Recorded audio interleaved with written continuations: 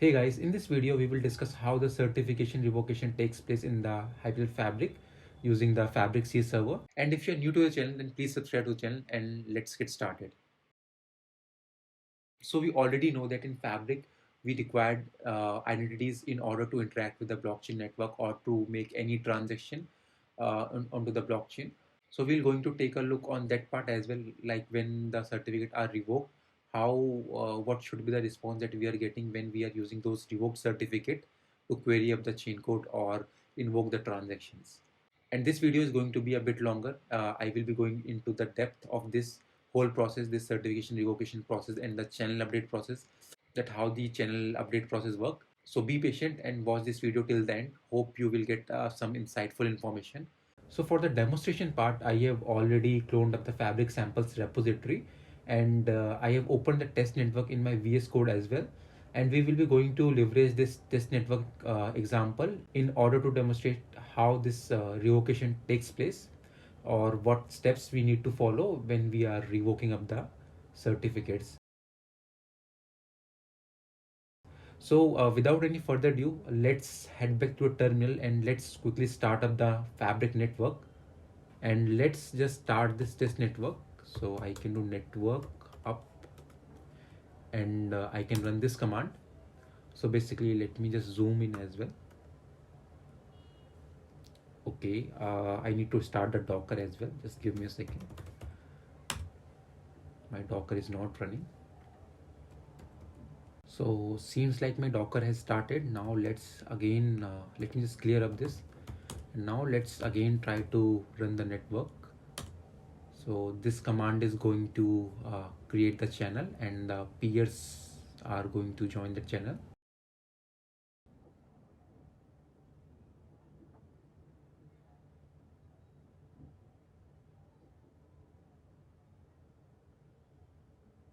Okay, so the channel has been created, and now let's deploy the chain code as well.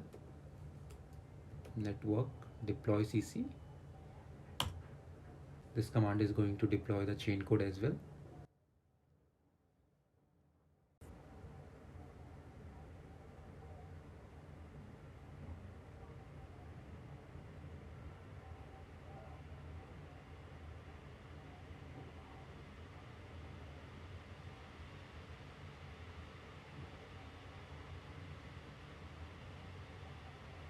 Okay, so the chain code has been deployed, and let me just clear the terminal.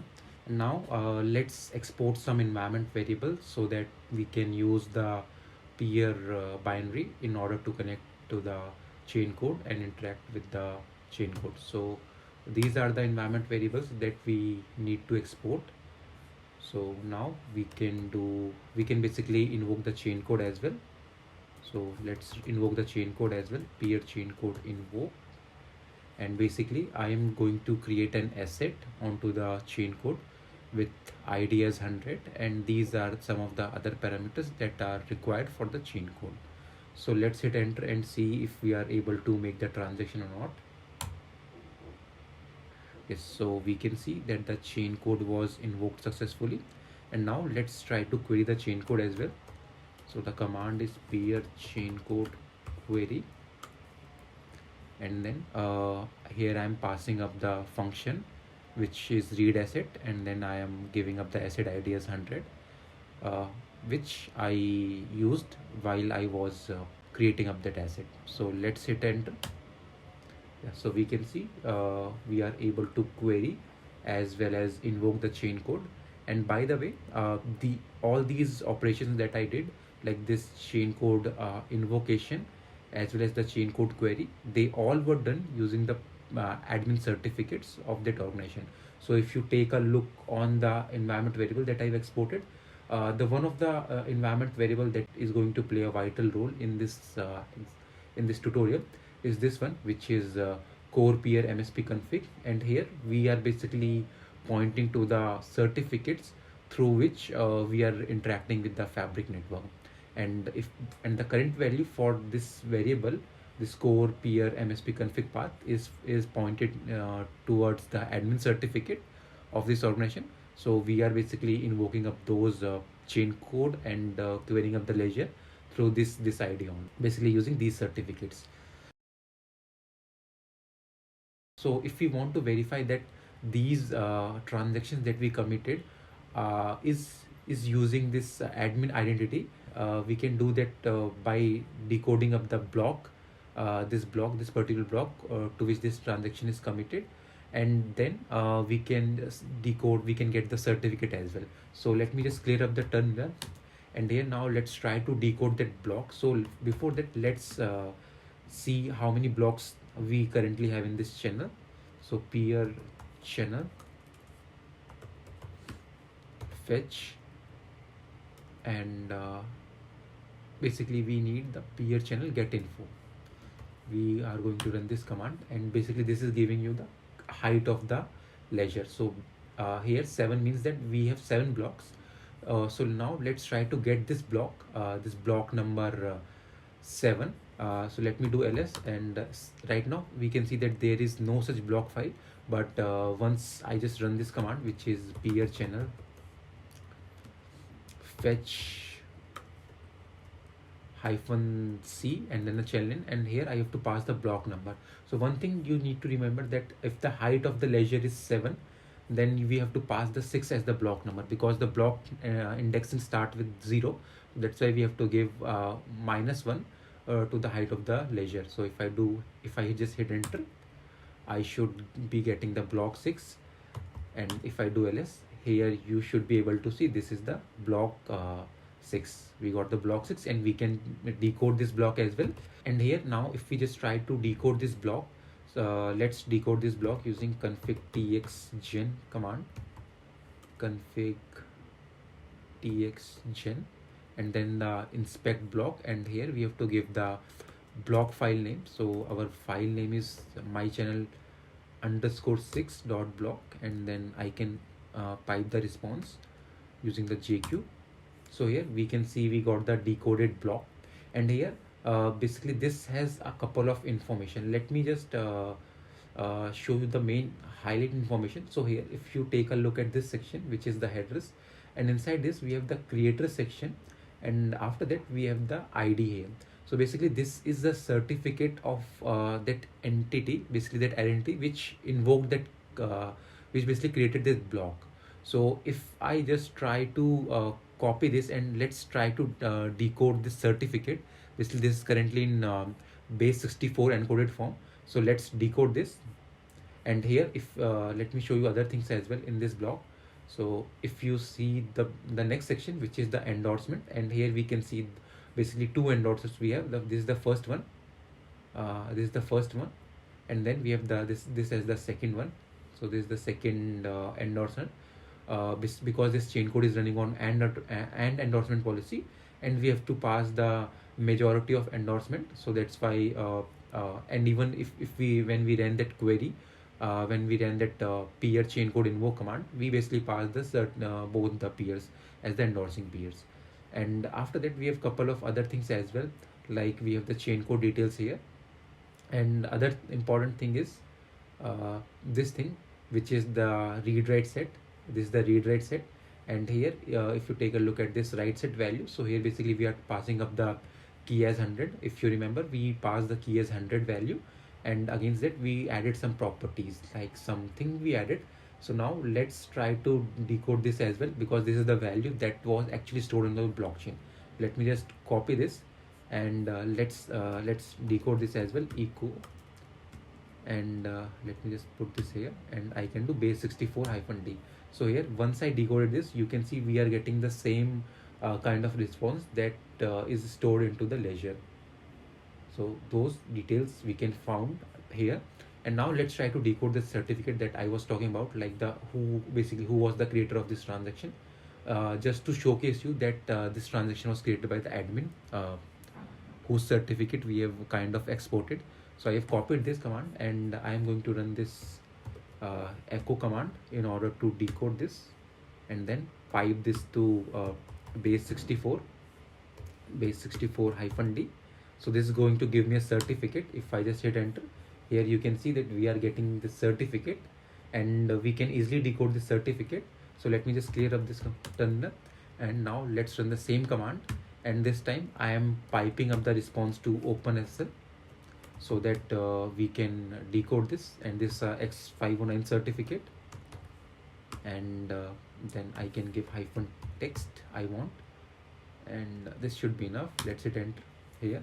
So we successfully decoded the certificate, and if you look at this section, so this is basically the issue, like who issued this certificate, and here on the subject we can see that the common name was organization org1 admin. So basically this means that this block was created using that admin, uh, like the admin initiated the transaction, and as well as the organization unit is as well admin. So we successfully decoded this certificate, and we were able to verify that this block was actually formed using the transaction that we initiated, and we were using that admin certificate just to make the transaction. So now let's move to the next thing, where we will be going to invoke the transaction using the user certificate. When we started the network, Fabric CA created the certificate for the admin as well as for one user, and that certificate I can show you on the VS Code. So if we go to this organization folder, and inside this peer organization, if I just go to the org1.example.com, and inside this users, we can see that we have two folders. First is for the admin certificate, and the second one is the user certificate. So this time we are going to use the certificate for this user to invoke the transaction, and then again we will going to decode the transaction, that block, and after that we will be again inspecting of the certificate, that in order to make sure that this block was initiated using the user certificates. So let's go to the terminal, and let me just put the command here. So basically this time we are just pointing up to that user certificate. If you take a look at this section here, we are pointing up to the user certificate, and if I just I have to update this ID as well. Let's update this to 200. Let's hit enter. Great. So the transaction was successful, and we can just try to query as well. Let me just put up the command, and we have to query for the ID 200. So a certificate that this time also we are passing is of user certificate, and the idea here is to showcase you that basically without revocation we are able to access the blockchain network. We are able to make the transaction and query that ledger, but once we revoke this certificate, we should not be able to invoke the transactions or as well as query up the ledger. Let me just clear up this, and let's do one thing. Let's do peer channel fetch as well. Let's do peer channel get info to see the current height of the blockchain. So currently we have 8 blocks, so it means that we have to fetch the block number 7. So let's run this peer channel fetch, and this time we have to fetch the block number 7.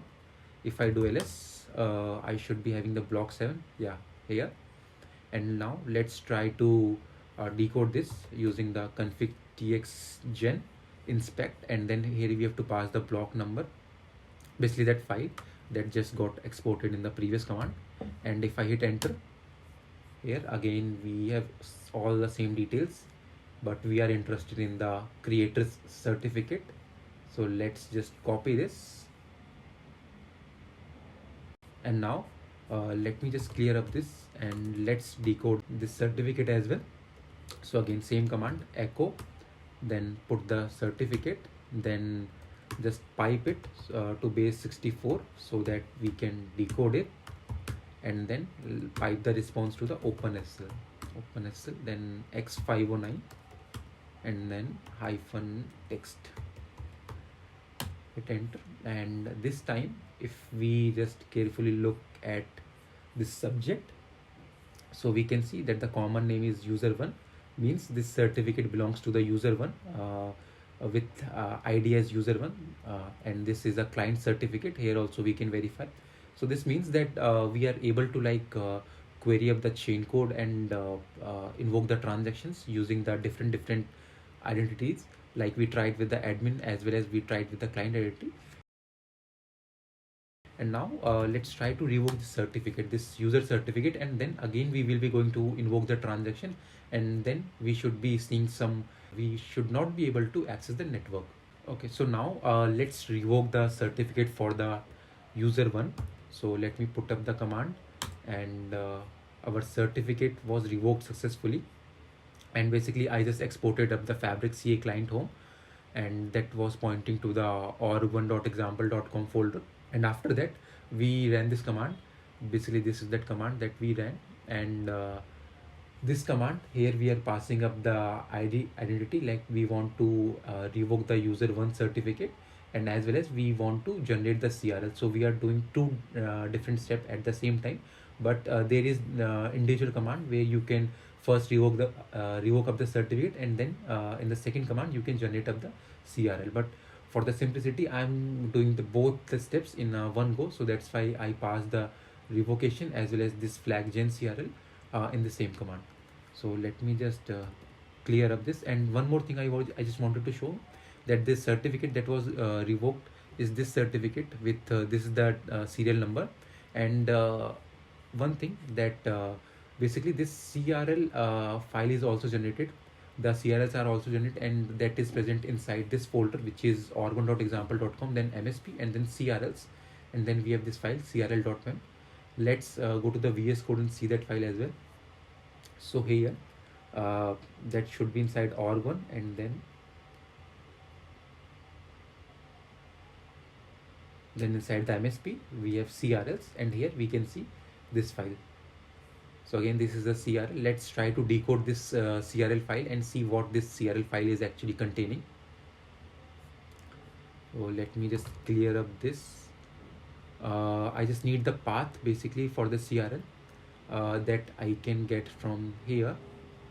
I can get the path from here, and let me just clear up this, and let's run the command OpenSSL, then CRL, and then I have to give the input and the file path. Let's hit enter. Okay, I have to do hyphen text as well here. So if we take a look at this section, so here we have one section where we are storing up the revoked certificate, and like this is the serial number of that user certificate, and we can verify this certificate that this serial number is what that was present in the user certificate as well, using the OpenSSL command. We can try to decode the signed cert for that user, and let's match these values. So let me put up the command here, and basically this is in this command we are just going to decode the certificate of the user one. Let's hit enter, and here basically I have just requested for the serial number so that we can see the serial number of that certificate. And here if we see the serial number of this certificate, that is matching with what we have in the revoked certificate list, this one. If we take a look at this serial number and this serial number, they both are matching, which means that inside this revoked certificate section we have the serial number for the user one certificate. Now let me just clear up this. So now we have revoked up the certificate, but in order to apply those changes to the network as well, we have to update the channel. And so let's start by fetching up the channel. So we are going to use this command, which is peer channel fetch, and then -c for the channel name, and then this config flag, so that we should be able to get the config block. Let's hit enter, and if I do ls here, you can see that we got this block, which is my channel config.block. One more thing we have to do is we have to put that revocation CRL. Basically we need that CRL in the form of base 64 encoded string. So let's get that done as well. So basically we are just going to use this command, which is base 64i, and basically this is going to convert that CRL file. Basically we are just using that CRL file, and we are just going to encode that whatever is present inside that CRL file to this file.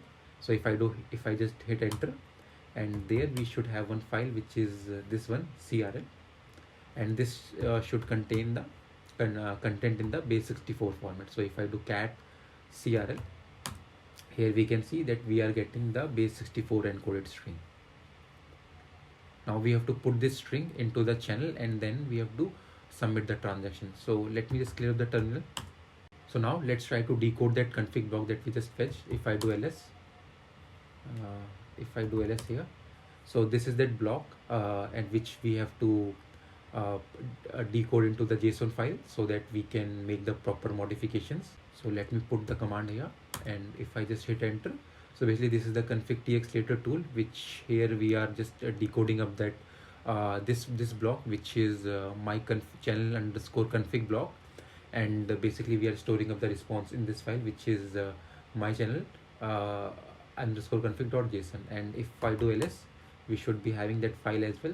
There is that file, and let me show you the content inside this file.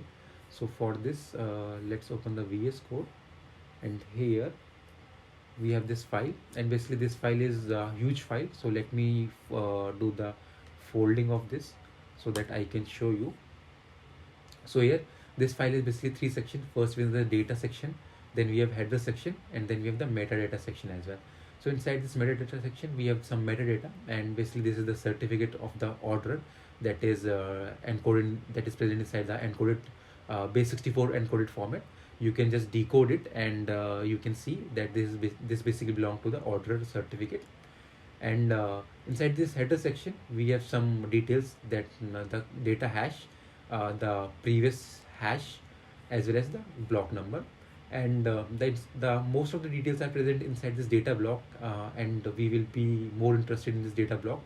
So basically this is a huge block. This block has a lot of details, but we are interested in this this path, which is let me show you that thing. So we are interested in this block, which is this config block till this block, and we will be going to extract this block, extract this part, and going to put this piece of block into one other file, and then we can just delete this file, or we will basically not be needing this file anymore, because all we need is this section where we have most of the details. If you will go through this all the blocks inside this JSON file, you will find a lot of details, whether it is related to the signature policy, certificates, readers, writers policies, all these things you can find inside this file. But right now I am not going into that depth. I just wanted to show you this file. So that's why, like, I just showed you that section, like which section we are going to extract, and then we will again going to take a look on this file in the next step, which is where we will going to extract this portion and put it into one other file, which is config.json. So let me head back to a terminal, and let me just clear this as well.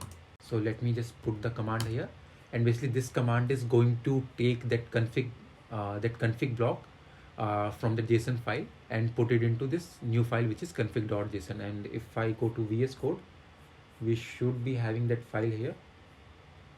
This is that file, config.json. Let me open it to the side, and here basically if you take a look at this file and this file, basically here we have a subset of this file.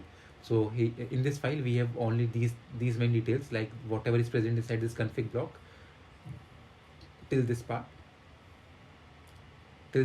we have inside this file. So if I just scroll down, and I just want to show you one more thing in this file. Like here you can see that this file is ending with the this statement, which is sequence:2, and here also in the end we have end of this config block, we have sequence:2. And the thing that I just wanted to show you, let me just close up this. So here if I just search for revocation, here you can see that we have one array which is kind of empty now, but we are going to put that some values here. And basically in this section we have to put the certification revocation list, basically the CRL that basically contain the list of expired or revoked certificate. And after that we are going to update the channel using this file. So in this block we are going to put that CRL and basically that CRL in the base64 encoded format, and then we should be able to submit the transaction. So let me move to the this terminal here. So now let's try to encode this JSON file, this config.json file into the block. So let me just put up the command here, and basically this has created one file which is config, this file which is config pb. And if I do ls, this is basically the representation of that same config.json file, but in the protobuf format. Where is that file got created? Yeah, this is that file. This is in the protobuf format. So now the next step is to basically add that CRL into that config file. So let me just put that command here, and if I just to hit enter, and here if we basically this command did is it basically kind of added that CRL into that section that I told you. So if we just go to the VS Code, we have this config.json file, and what was the resulting file? So we have this file which is modified config.json, and here let me open this file, and in this file we should have that revocation section filled with that value. So this is that section, and here this section and that CRL that we encoded in the base64 format. So now let's encode this modified config JSON as well. So let me put up the command, and we should be having this resultant what you can say this output file modified config.pb in the protobuf format. Basically this is that file which has the revocation details present inside this file, and previously the other file that we were having is this config.pb, which is not having the revocation details. So now what we are going to do is we are going to compute the delta between these two files, and then we are going to create envelope, and then we are going to sign the transaction. So let's compute the delta, and basically the delta is present inside this file, which is if I do ls here, so we should have this file crlupdate.pb, and this is that file crlupdate.pb.